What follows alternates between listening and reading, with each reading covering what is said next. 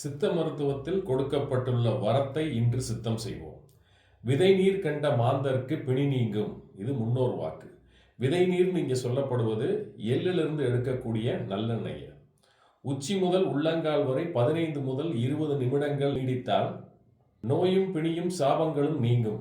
மனமும் உடலும் வாழ்வும் செழிக்கும். பிறந்தபோது பிரபஞ்ச தொடர்பை துண்டிக்க உச்சந்தலை எண்ணெய் குளியாட்டுதல் செய்தோம். இறந்த பிறகு உலக தொடர்பை துண்டிக்க உறவுகளை கொண்டு உச்சந்தலை குளியாட்டுதல் கொண்டோம்.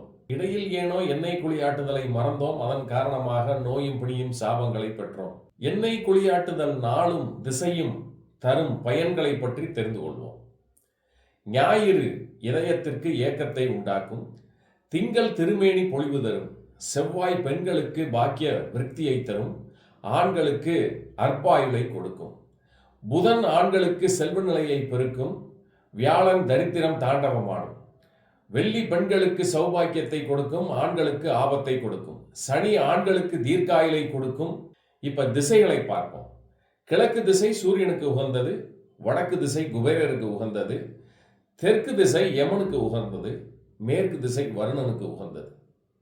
ஆகவே தெற்கு நோக்கி யமனுடன் இருக்கக்கூடிய தொடர்பை துண்டித்துக் கொள்வதற்காக நாம் வைத்துக் கொள்ளக்கூடிய எண்ணெய் நமக்கு தீர்க்காயுளை கொடுக்கும்.